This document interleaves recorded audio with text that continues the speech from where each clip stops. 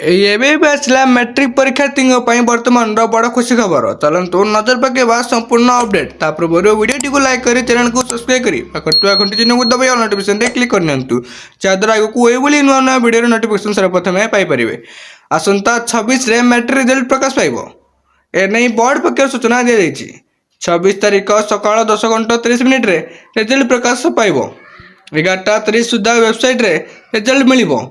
ସେଥିପାଇଁ ୱେବସାଇଟ୍ଟି ରହିଛି www.bscodisha.ac.in ରେ ଲଗ୍ଇନ୍ କରି ରେଜଲ୍ଟ ଜାଣିପାରିବେ।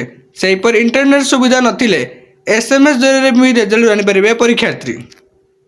SMSରେ ରେଜଲ୍ଟ ଜାଣିବାକୁ ମୋବାଇଲରେ OR10 ପରେ ସ୍ପେସ୍ ଦେଇ ରୋଲ୍ ନମ୍ବର ଲେଖି 56767550 ନମ୍ବରକୁ ପଠାଇବେ।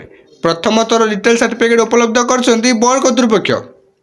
ଅପରାହ୍ନ 4ଟା ସୁଦ୍ଧା ଡିଜିଟାଲ୍ ସାର୍ଟିଫିକେଟ୍ ଛାତ୍ରଛାତ୍ରୀ ଡାଉନଲୋଡ୍ କରିପାରିବେ। ଅନଲାଇନ୍ ସାର୍ଟିଫିକେଟ୍ ଏଥିପାଇଁ ଛାତ୍ରଛାତ୍ରୀମାନେ ମୋବାଇଲରେ BSc ସ୍ଲାଇସ୍ ଦେଇକି ହାଇ ଲେଖି 7710058192ରେ ହ୍ୱାଟ୍ସଆପ୍ କରିବେ। ଏହାପରେ ଫୋନ୍ରେ ଆସୁଥିବା ଇନଷ୍ଟ୍ରକ୍ସନକୁ ଫଲୋ କରିବେ। ସେହିଦିନ ମଧ୍ୟମା ଏବଂ SOS ରେଜଲ୍ଟ ମଧ୍ୟ ପ୍ରକାଶ ପାଇବ।